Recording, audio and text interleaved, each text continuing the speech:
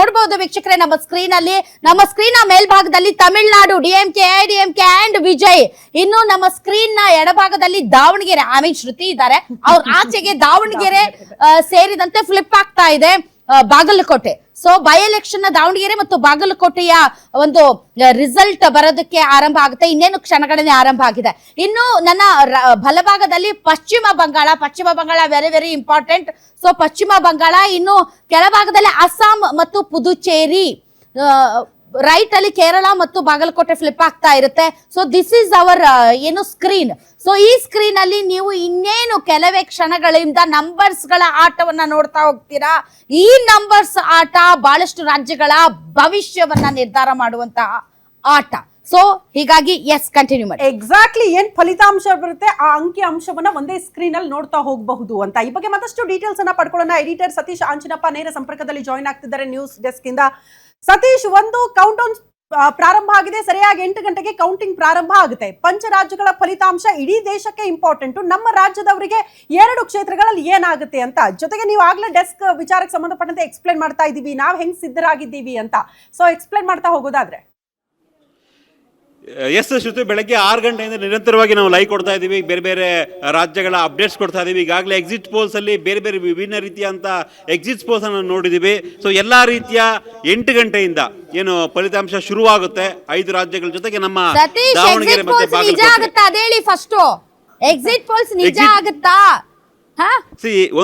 ಒಂದೊಂದು ರಾಜ್ಯದ exit poll ಒಂದೊಂದು ರೀತಿಯಾಗಿದೆ. ಯಾವ್ದು ನಿಜ ಆಗುತ್ತೆ, ಯಾವ ಸುಳ್ಳಾಗುತ್ತೆ ಅನ್ನೋ ಒಂದು ಗೊಂದಲ ಇಡೀ exit poll. Example, access by ಇಂಡಿಯಾದವರು 2024 ಲೋಕಸಭಾ ಚುನಾವಣೆಯಲ್ಲಿ ಬಿಜೆಪಿಗೆ 400 ಬರುತ್ತೆ ಅಂತ ಹೇಳಿದ್ರು. ಆ ಆಕ್ಸೆಸ್ ಮೈ ಇಂಡಿಯಾದವರು 400 ಬರಲಿಲ್ಲ ಅನ್ನೋ ಕಾರಣಕ್ಕಾಗಿ ಒಂದು ರಾಷ್ಟ್ರೀಯ ಮಾಧ್ಯಮದ ಲೈವ್ ನಲ್ಲೇ ಕಣ್ಣೀರನ್ನ ಹಾಕಿದ್ರು. ಎಸ್, ನಮ್ ಪ್ರಿಡಿಕ್ಷನ್ ತಪ್ಪಾಗ್ಬಿಡ್ತು ಅಂದ್ಬಿಟ್ಟು ದೊಡ್ಡ ಮಟ್ಟದಲ್ಲಿ ಟ್ರೋಲ್ ಆಗಿತ್ತು. ಅದು ನೋಡಿರ್ಬೋದು, ನಿಮ್ಗೂ ಗೊತ್ತು. ಅದು ಅಷ್ಟು ದೊಡ್ಡ 400 ನಂಬರ್ ಬರುತ್ತೆ ಅಂತ ಹೇಳಿದ್ರು. ವೆಸ್ಟ್ ಬೆಂಗಾಲ್ದು ಇಲ್ಲ, ಈಗ ಚರ್ಚೆ ಆಗ್ತಿರೋದು ಆಕ್ಸಿಸ್ ಮೈ ಇಂಡಿಯಾದು ತಮಿಳ್ನಾಡ್ದು. ವಿಜಯ್ಗೆ ಅಂತ ಟಿವಿಕೆಗೆ 98 to 120 ಕೊಟ್ಟಿದ್ದಾರೆ. ಅಂದ್ರೆ ಹೈಯೆಸ್ಟ್ ಮೆಜಾರಿಟಿ ಬರುತ್ತೆ ಅನ್ನೋ ಒಂದು ಕಾರಣಕ್ಕಾಗಿ ಆಕ್ಸಿಸ್ ಮೈ ಇಂಡಿಯಾ ಕೊಟ್ಟಿರ್ತಕ್ಕಂಥ ನಂಬರ್ಸ್ ದೊಡ್ಡ ಮಟ್ಟದ ಚರ್ಚೆ ಆಗ್ತಿದೆ. ಇವತ್ತು ತಮಿಳ್ನಾಡಿನ ಟಿವಿಗೆ ಚೇಂಜ್ ಆಗ್ಬಿಡುತ್ತೆ ತಮಿಳ್ನಾಡಿನ ರಿಸಲ್ಟು ಅಂತ. ಅದೊಂದೇ ಅಲ್ಲ, ಚಾಣಕ್ಯ ಕೂಡ 69 ಸ್ಥಾನವನ್ನು ಟಿವಿಗೆ ಕೊಟ್ಟಿರೋದು ತುಂಬ ದೊಡ್ಡ ಮಟ್ಟದ ಚರ್ಚೆಗೆ ಕಾರಣ ಆಗ್ತಾ ಇದೆ. ಇವೆರಡೂ ಕೂಡ ರಾಷ್ಟ್ರೀಯ ಮಟ್ಟದಲ್ಲಿ ದೊಡ್ಡ ಸೌಂಡ್ ಆಗ್ತಿರ್ತಕ್ಕಂಥ ಎಕ್ಸಿಟ್ ಪೋಲ್ಗಳು, ಟುಡೇಸ್ ಚಾಣಕ್ಯ ಮತ್ತು ಆಕ್ಸಿಸ್ ಮೈ ಇಂಡಿಯಾ. ಅದರ ಜೊತೆಗೆ ತಮಿಳುನಾಡಿನ ಲೋಕಲ್ ಒಂದು 2-3 ಸರ್ವೆಗಳು ಟಿವಿಕೆಗೆ ಸುಮಾರು 30-40 50 ನಂಬರ್ಸನ್ನು ಬರಬಹುದು ಅನ್ನೋ ಲೆಕ್ಕಾಚಾರವಾಗಿ ಎಕ್ಸಿಟ್ ಪೋಲ್ ಕೊಟ್ಟಿದ್ದಾರೆ. ಜೊತೆಗೆ ಈ ವೋಟ್ ಶೇರ್ ಏನಿದೆ 25-35% ವೋಟ್ ಶೇರನ್ನು ಟಿವಿಕೆಗೆ ಪಡ್ಕೊಳ್ಬಹುದು ಅನ್ನೋ ಲೆಕ್ಕಾಚಾರ ಇದೆ. ಅಂದರೆ ಒಂದು ರೀತಿಯ ಗೊಂದಲ, ಯಾವುದೇ ಒಂದು ನಿರ್ದಿಷ್ಟವಾಗಿ ಎಲ್ಲ ಸಮೀಕ್ಷೆಗಳು ಒಂದೇ ಪರವಾಗಿ ಅಥವಾ DMK ಪರವಾಗಿ ಅಥವಾ TVK ಪರವಾಗಿ AIDMK ಪರವಾಗಿ ಕೊಟ್ಟಿಲ್ಲ. ಎಲ್ಲ ಸಮೀಕ್ಷೆಗಳು ಮಿಕ್ಸ್ಡ್ ಇದೆ. ಹೀಗಾಗಿ ತಮಿಳುನಾಡು ಏನಾಗಬಹುದು ಅನ್ನೋ ಒಂದು ಕುತೂಹಲ ಇದೆ ಮೇಡಮ್. ಮತ್ತೊಂದು ವೆಸ್ಟ್ ಬೆಂಗಾಲ್ ಅಂತೂ ಸಾಕಷ್ಟು ಗೊಂದಲದ ವಾತಾವರಣಕ್ಕೆ ಕಾರಣ ಆಗ್ತಾ ಇದೆ. ಕಳೆದ 4-5 ದಿನಗಳಿಂದ ದೊಡ್ಡ ಮಟ್ಟದ ಡ್ರಾಮಾ ಕೂಡ ಆಗ್ತಾ ಇದೆ. ಇವತ್ತು ಬೆಳಗ್ಗೆನೂ ಮತ್ತಷ್ಟು ಡ್ರಾಮಾಗೆ ಮತ್ತೊಂದು ಎಕ್ಸಾಂಪಲ್ ಅಂದರೆ ಈ ಸ್ಲಿಪ್ಸ್ ಕೂಡ ಕಾಣಿಸ್ತಾ ಇದೆ ಎಲ್ಲ ಕಡೆ. ಒಂದು 2-3 ಕ್ಷೇತ್ರದಲ್ಲಿ ಬೀದಿಯಲ್ಲಿ ಕಾಣಿಸ್ತಾ ಇದೆ ಅನ್ನೋ ಲೆಕ್ಕಾಚಾರ. ಹಾಗಾಗಿ ವೆಸ್ಟ್ ಬೆಂಗಾಲ್ ಇಡೀ ದೇಶದ ಗಮನ ಸೆಳೀತಾ ಇದೆ. ಸತೀಶ್, ಬೆಳಗ್ಗೆ ದೀದಿ ಮಮತಾ ಬ್ಯಾನರ್ಜಿ ಅವರು ಟ್ವೀಟ್ ಮಾಡಿದ್ದಾರೆ, ಸೇಯಿಂಗ್ ದಟ್ ಹುಷಾರಾಗಿರ್ರಿ, ನೀವು ಕೌಂಟಿಂಗ್ ಬೂತ್ ಗಳಲ್ಲೇ ಹುಷಾರಾಗಿರ್ರಿ, ಏನ್ ಬೇಕಾದ್ರೂ ನಡೀಬಹುದು ಅಂತ. ಸೊ ಆ ಲೆವೆಲ್ಗೆ ಚುನಾವಣೆ ತುಂಬಾ ಗರಂ ಆಗಿದೆ. ಬಟ್ ಎಲೆಕ್ಷನ್ ದಿನ ಬಿಜೆಪಿ ಅಭ್ಯರ್ಥಿಯನ್ನ ಹೊಡೆದಿದ್ರು. ಅದು ನೋಡಿದ್ರೆ ನೀವು, ಬಿಜೆಪಿ ಅಭ್ಯರ್ಥಿಯನ್ನ ಓಡಿಸ್ಕೊಂಡು ಹೊಡೆದಿದ್ರು ವೆಸ್ಟ್ ಬೆಂಗಾಲ್ನಲ್ಲಿ. ಜೊತೆಗೆ ತುಂಬಾ ಇಂಪಾರ್ಟೆಂಟ್ ಮೇಡಮ್, ಆಬ್ವಿಯಸ್ಲಿ ಕಳೆದ 1947ರಿಂದ ಈವರೆಗೆ ಪಶ್ಚಿಮ ಬಂಗಾಳದಲ್ಲಿ ಹಾಕಿರ್ತಕ್ಕಂಥ ವೋಟಿಂಗ್ ಪರ್ಸೆಂಟೇಜ್ 92% ಆಗಿದೆ. ಸೊ ಇದು ಯಾರಿಗೆ ಅನುಕೂಲ ಆಗುತ್ತೆ ಅನ್ನೋ ಒಂದು ವಿಶ್ಲೇಷಣೆ ದೊಡ್ಡ ಮಟ್ಟದಲ್ಲಿ ಆಗ್ತಾ ಇದೆ.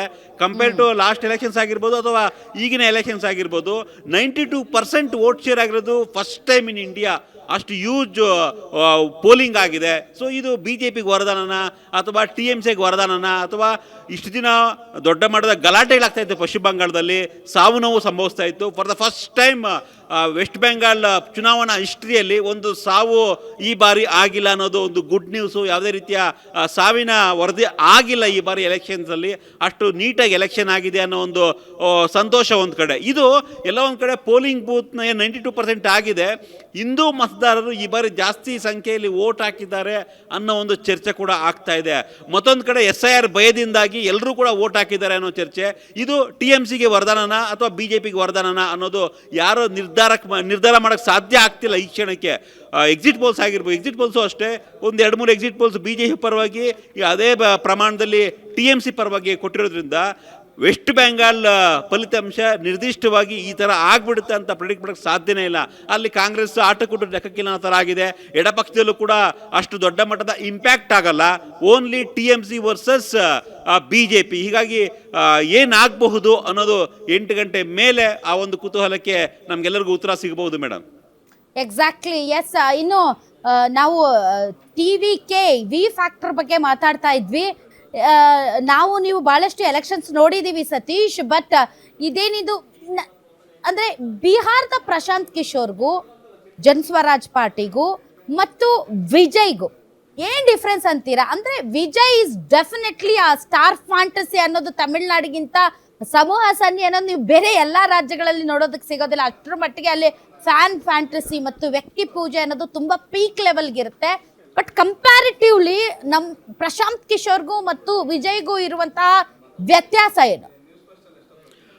ಸದ್ಯಕ್ಕೆ ಚರ್ಚೆ ಆಗ್ತಿರ್ತಕ್ಕಂಥದ್ದು ಈಗ ವಿಜಯ್ ಪ್ರಶಾಂತ್ ಕಿಶೋರ್ ಆಗ್ತಾರಾ ಅಥವಾ ಅರವಿಂದ್ ಕೇಜ್ರಿವಾಲ್ ಆಗ್ತಾರಾ ಅಂತ ಚರ್ಚೆ ಆಗ್ತಾ ಇದೆ. ಸೊ ನೀವು ಪ್ರಶಾಂತ್ ಕಿಶೋರ್ ಬಗ್ಗೆ ಕೇಳ್ತಾ ಇದ್ರೆ, ಯಾಕಂದರೆ ರೀಸೆಂಟ್ ಎಲೆಕ್ಷನ್ ಬಿಹಾರಲ್ಲಿ ಪ್ರಶಾಂತ್ ಕಿಶೋರ್ ದೊಡ್ಡ ಮ್ಯಾಜಿಕ್ ಮಾಡಿಬಿಡ್ತಾರೆ, ಚೇಂಜಸ್ ಆಗಿಬಿಡುತ್ತೆ, ದೊಡ್ಡ ಮಟ್ಟದಲ್ಲಿ ವೋಟ್ ಟರ್ನ್ ಮಾಡ್ತಾರೆ. ಯಾಕಂದರೆ ಚುನಾವಣಾ ಚಾಣಕ್ಯ ಅಂತ ಹೆಸರಾಗಿದ್ದರು. 2014ರಲ್ಲಿ ನರೇಂದ್ರ ಮೋದಿ ಅವರು ರಾಜ್ಯ ರಾಜಕಾರಣದಿಂದ ರಾಷ್ಟ್ರ ರಾಜಕಾರಣಕ್ಕೆ ಬಂದಾಗ ಇಡೀ ದೇಶಾದ್ಯಂತ ಒಂದು ವೇವ್ ಕ್ರಿಯೇಟ್ ಮಾಡಿದ್ದು, ಚುನಾವಣಾ ಚಾಣಕ್ಯ ಅಂತ ಹೆಸರಾಗಿದ್ದು ಇದೇ ಪ್ರಶಾಂತ್ ಕಿಶೋರ್. ಹೀಗಾಗಿ ಅವರೇ ರಾಜಕಾರಣಕ್ಕೆ ಬಂದು ಬಿಹಾರಲ್ಲಿ ಮ್ಯಾಜಿಕ್ ಮಾಡೋಕ್ಕೆ ಆಗಲೇ ಇಲ್ಲ. ಸೊ ಈಗ TVK ವಿಜಯ್ ಆ ಮ್ಯಾಜಿಕ್ ಮಾಡ್ತಾರಾ ಅನ್ನೋ ಚರ್ಚೆ. ಬಟ್ ಬಿಹಾರಕ್ಕೂ ತಮಿಳ್ನಾಡಿಗೂ ನೀವು ಹೇಳಿದಂತೆ ಸ್ಟಾರ್ ಪವರ್ ಅಥವಾ ಮತದಾರರ ಒಂದು ಲೆಕ್ಕಾಚಾರ ಚೇಂಜಸ್ ಇದೆ. ಅಲ್ಲಿ ದೊಡ್ಡ ಮಟ್ಟದಲ್ಲಿ ಧಾರ್ಮಿಕ ಜಾತಿವಾರು ಕೆಲಸ ಆಗುತ್ತೆ ಬಿಹಾರಲ್ಲಿ. ಬಟ್ ತಮಿಳ್ನಾಡಲ್ಲಿ ನೋಡಿದಾಗ ತಮಿಳ್ನಾಡಲ್ಲಿ ಇರಬಹುದು ಜಾತಿವಾರು ಲೆಕ್ಕಾಚಾರಗಳು ಇದ್ದರೂ ಕೂಡ. ಬಟ್ ತಮಿಳ್ನಾಡಿನ ರಾಜಕಾರಣ ಗಮನಿಸಿದಾಗ ಈ ಹಿಂದೆ ಜಯಲಲಿತಾ ಆಗಿರ್ಬೋದು, MGR ಆಗಿರ್ಬೋದು, ರೀಸೆಂಟಾಗಿ ವಿಜಯಕಾಂತ್ ಆಗಿರ್ಬೋದು, ವಿಜಯಕಾಂತ್ ಕೂಡ ಅಪೋಸಿಷನ್ ಲೀಡರ್ ಆಗಿದ್ದರು, ಒಬ್ಬ ಸ್ಟಾರ್ ಆಗಿ. ಅಂದರೆ ಅಷ್ಟರ ಮಟ್ಟದ DMKನ ಮೀರಿಸಿ ವಿಜಯಕಾಂತ್ ವೋಟ್ ಶೇರನ್ನು ಪಡ್ಕೊಂಡಿದ್ರು, ವೋಟ್ ಸ್ಥಾನವನ್ನು ಪಡ್ಕೊಂಡಿದ್ರು 10 ವರ್ಷಗಳ ಹಿಂದಿನ ಚುನಾವಣೆಯನ್ನು ನಾವು ಗಮನಿಸಿ 2016ರಲ್ಲಿ. ಸೊ ಆ ಮಟ್ಟಕ್ಕೆ ವಿಜಯಕಾಂತ್ ಕೂಡ ದೊಡ್ಡ ಮಟ್ಟದ ಎಫೆಕ್ಟನ್ನು ಮಾಡಿದರು 2016ರಲ್ಲಿ ತಮಿಳುನಾಡಿನ ಚುನಾವಣಾ ಇತಿಹಾಸದಲ್ಲಿ. ಈಗ ವಿಜಯಕಾಂತ್ಗಿಂತ ಅತಿ ಹೆಚ್ಚಿನ ಪಾಪ್ಯುಲಾರಿಟಿಯನ್ನು ಇರ್ತಕ್ಕಂಥ ನಟ ತಮಿಳುನಾಡಲ್ಲಿ ವಿಜಯ್. ಕ್ರಿಶ್ಚಿಯನ್ಸ್ ವೋಟನ್ನು ಮತ್ತು ದಲಿಟ್ಸ್ ವೋಟನ್ನು ವಿಜಯ್ ಪಡ್ಕೋಬಹುದು ಅನ್ನೋ ಲೆಕ್ಕಾಚಾರ ಇದೆ. ಎರಡೂ ವೋಟರ್ಸ್ DMKಯ ವೋಟ್ ಬ್ಯಾಂಕ್ ಆಗಿತ್ತು. ಈ ಬಾರಿ ದಲಿತ್ ಮತ್ತು ಕ್ರಿಶ್ಚಿಯನ್ ವೋಟ್ಸು ದೊಡ್ಡ ಮಟ್ಟದಲ್ಲಿ ವಿಜಯ್ಗೆ ವರದಾನ ಆಗಬಹುದು ಅಂತ. ಅಟ್ ದ ಸೇಮ್ ಟೈಮ್ ತಮಿಳ್ನಾಡಿನಲ್ಲಿ 84% ವೋಟ್ ಶೇರ್ ಆಗಿದೆ. ಕಳೆದ ಕಂಪೇರ್ ಟು 11% ವೋಟ್ ಶೇರ್ ಜಾಸ್ತಿ ಆಗಿದೆ. 73ರಿಂದ 84 ಜಂಪ್ ಆಗಿದೆ. ಇದು ಕೂಡ ದೊಡ್ಡ ಮಟ್ಟದಲ್ಲಿ ವಿಜಯ್ಗೆ ವರದಾನ ಆಗಬಹುದು ಅಂತ. ಅದರ ಜೊತೆಗೆ 1969ರ ನಂತರ ಕಾಂಗ್ರೆಸ್ ಒಂದು ರೀತಿ ದುಸ್ಥಿತಿಯನ್ನು ಅನುಭವಿಸ್ತು ತಮಿಳ್ನಾಡಿನಲ್ಲಿ. ತಮಿಳ್ನಾಡಿನ ಜನತೆಗೆ AIADMK ಮತ್ತು DMK ಎರಡೇ ಆಪ್ಷನ್ನು 1969ರಿಂದ. ಸೊ ಈಗ 2016ರಲ್ಲಿ ವಿಜಯಕಾಂತ್ ಪಕ್ಷ ಆಪ್ಷನ್ ಆಗಿತ್ತು. ಹಾಗಾಗಿ ಜನ ಅದಕ್ಕೆ ತೀರ್ಪು ಕೊಟ್ಟರು, ಅಪೋಸಿಷನ್ನಲ್ಲಿ ಕೂರಿಸಿದ್ರು ವಿಜಯಕಾಂತ್ಗೆ. ಈಗ ಮತ್ತೊಂದು ಅವಕಾಶ ಇದೆ ತಮಿಳ್ನಾಡು ಜನತೆಗೆ. ನಮಗೆ AIADMK DMK ಬಿಟ್ಟು, ಅಂದರೆ ಅಲಯನ್ಸು, DMK ಕಾಂಗ್ರೆಸ್ ಜೊತೆ ಅಲಯನ್ಸು, AIADMK BJP ಜೊತೆ ಅಲಯನ್ಸು, ಈ ಸಾಂಪ್ರದಾಯಿಕ ಪಕ್ಷಗಳನ್ನ ಬಿಟ್ಟು ನಮಗೆ ಹೊಸ ಲೀಡರ್ ಬೇಕು, ಹೊಸ ಪಕ್ಷಕ್ಕೆ ನಮಗೆ ಅವಕಾಶ ಕೊಡೋಣ ಅನ್ನೋ ಒಂದು ವೋಟರ್ಸ್ಗೆ ನಿಜಕ್ಕೂ ಕೂಡ TVK ಒಂದು ಪ್ಲಸ್ ಆಗಬಹುದು. 39 ವರ್ಷದ ಒಳಗಿನ ವೋಟರ್ಸ್ ಏನಿದ್ದಾರೆ ಸುಮಾರು 34% ವೋಟ್ ಆ ಒಂದು ಅಂದರೆ ಯಂಗ್ ಜನ್ರೇಷನ್ 39 ವರ್ಷದ ಒಳಗಿನವ್ರದ್ದೇ ಸುಮಾರು 34% ವೋಟ್ ಇದೆ. ಇದು ಟಿ ವಿ ಕೆಗೆ ವರದಾನ ಆಗಬಹುದು. ಅದರಲ್ಲೂ ಕೂಡ ಸುಮಾರು ಈ ಒಂದು 34% ವೋಟ್ ಶೇರಲ್ಲಿ 20% vote share T V K Vijay ಪಡಿಬಹುದು ಅನ್ನೋ ಲೆಕ್ಕಾಚಾರ ಸಾಕಷ್ಟು ಪರಿಣಿತರು ಹೇಳ್ತಾ ಇದ್ದಾರೆ. ಜೊತೆಗೆ 50 ವರ್ಷದ ಒಳಗಿನ ಒಂದು ವೋಟ್ ಶೇರ್ ಏನಿದೆ ಅದರಲ್ಲೂ ಕೂಡ ವಿಜಯ್ ಓಟನ್ನು ಪಡಿಬಹುದು. ಮತ್ತೊಂದು ಕಡೆ ಮಹಿಳಾ ವೋಟರ್ಸು ಅತಿ ಹೆಚ್ಚು ಮಹಿಳಾ ವೋಟರ್ಸು ಪುರುಷರಿಗಿಂತ ಮಹಿಳಾ ವೋಟರ್ಸ್ ಜಾಸ್ತಿ ವೋಟಿಂಗ್ ಆಗಿದೆ ತಮಿಳುನಾಡಿನಲ್ಲಿ. ಸಾಕಷ್ಟು ಒಂದು ವಿಜಯ್ ಚುನಾವಣೆಗೆ ಮುನ್ನ ಡಿವೋರ್ಸ್ ಕೇಸ್ ಆಗಿರ್ಬೋದು, ನಟಿ ತ್ರಿಷಾ ಹೆಸರನ್ನ ತಳುಕಾಕಿದ್ರು. ಇದೆಲ್ಲವೂ ಕೂಡ ಯಾವುದೇ ರೀತಿಯ ಇಂಪ್ಯಾಕ್ಟ್ ಆಗಿಲ್ಲ ವಿಜಯ್ಗೆ. So comparative Prashant Kishor compare ಮಾಡಿದ್ರೆ ಇದೆಲ್ಲವೂ ಕೂಡ ವಿಜಯ್ಗೆ ಪಾಸಿಟಿವ್ ಆಗ್ಬೋದು. ಜೊತೆಗೆ ಸ್ಟಾರ್ಡಮ್ ದೊಡ್ಡ ಮಟ್ಟದ ಜನ ಸೇರ್ತಾ ಇದ್ರು, ಅದೆಲ್ಲವೂ ವೋಟ್ ಕನ್ವರ್ಟ್ ಆದರೆ ನಿಜಕ್ಕೂ ಕೂಡ ಕಿಂಗ್ ಆಗದಿದ್ರು ಕಿಂಗ್ ಮೇಕರ್ ಆದರೂ ಆಗಬಹುದು.